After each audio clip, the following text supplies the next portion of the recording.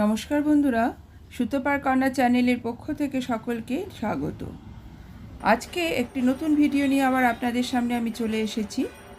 আজকের ভিডিওর বিষয় চৈত্র মাসের মর্মান্তিক ইতিহাস।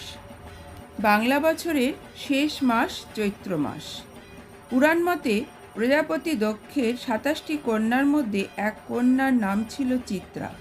সেই চিত্রার নামানুসারে চিত্রা নক্ষত্র এবং চিত্রা নক্ষত্র থেকে চৈত্র মাসে নামকরণ করা হয়। চৈত্র মাসের শেষ দিনটিকে বলা হয় চৈত্র সংক্রান্তি।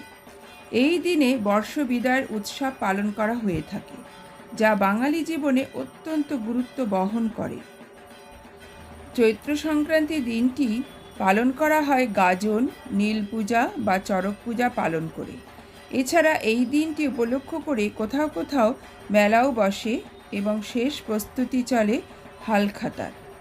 যে চৈত্র সংক্রান্তিকে কেন্দ্র করে এত আয়োজন, সেই চৈত্রেই রয়েছে এক মর্মান্তিক ইতিহাস। আসুন জেনে নেওয়া যাক সেই ইতিহাস কথা।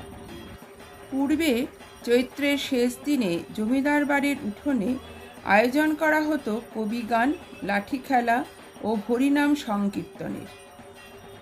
পশ্চিমবঙ্গের মূল শিবের গাজনের সঙ্গে এর কোনো মিলই ছিল না। প্রজাদের আকৃষ্ট করতেই এসব আয়োজন করা হতো, কারণ এই সময় সব প্রজাকে আসতেই হতো জমিদার বাড়িতে খাজনা দিতে। জমিদার বাড়ির থেকে আগেই ঘোষণা করা হতো যে সবটুকু খাজনাই শোধ করতে হবে। যে সব খাজনা শোধ করবে তার কোনো সুদ লাগবে না। তাই দলে দলে মানুষ সেখানে উপস্থিত হতো। তবে সব প্রজাই দিতে পারত না পুরোপুরি খাজনা। বেশিরভাগ প্রজাই পুরোটা তো দূরে থাক, অর্ধেক খাজনাও পরিশোধ করতে পারতেন না। অন্যদিকে দায়িত্ব পালনের জন্য প্রজাদেরও দর্শন দিতেন বছরের এই একটি দিনই জমিদারেরা। যেসব প্রজারা খাজনা দিতে পারত না, তাদের কপালে ছিল ভয়াবহ শাস্তি। ঋণে জর্জরিত কৃষক ঋণ পরিশোধ করতে না পারলে চৈত্রের শেষ দিনে বড়শিতে বেঁধে চড়কে ঘোরানো হতো, যাকে এখন চড়ক পূজাও বলা হয়। লেখক আখতার উল আলম পূর্ববঙ্গে গ্রামে গ্রামে পেয়েছিলেন এই নিষ্ঠুরতার বর্ণনাগুলো। কুমিল্লা, ময়মনসিংহ ও বরিশালের জমিদাররা তার মধ্যে অন্যতম ছিল। কিছু খাজনা আদায় করতে চিরস্থায়ী বন্দোবস্ত পাস হওয়ার পর জমিদাররা এ প্রথা বাজেভাবে ব্যবহার করেন।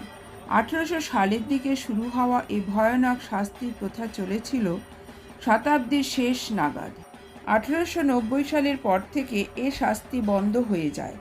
তবে 1865 সালের দিকে ইংরেজরা এমন নিষ্ঠুরতা বন্ধ করতে চেয়েছিল, তবে তা সফল হয়নি।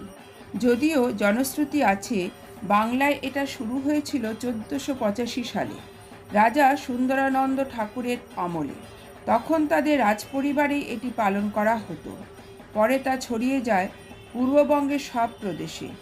মহা ধুমধামে চৈত্রের শেষ দিনে এই পূজা অনুষ্ঠিত হয়। বৈশাখে প্রথম 2-3 দিন ব্যাপী চড়ক পূজার উৎসব চলতে থাকে। জমিদারেরা প্রজাদের খাজনা জমা দেওয়ার শেষ দিন স্থির করেছিলেন চৈত্রের 30 তারিখ। খাজনা দেওয়ার ভয়ে বহু প্রান্তিক কৃষক বাধ্য হতেন আত্মহত্যা করতে। পূর্ববঙ্গের জমিদারেরা অন্তজ শ্রেণীর মানুষদের নিয়ে লেঠেল দল তৈরি করতেন। সেই দলের ভয়ে বাঘে গরুতে এক ঘাটে জল খেত। সেই লেঠেল দল গোটা জমিদারি এলাকায় প্রজাদের শাসিয়ে বেড়াত। 30শে চৈত্রের মধ্যে পুরো খাজনা জমা দিতে বাধ্য করত। না পারলে পাইক লেঠেলদের হাতে বন্দী হয়ে মোটা বড়শির সূচল ফলায় গিয়ে ঝুলে পড়া।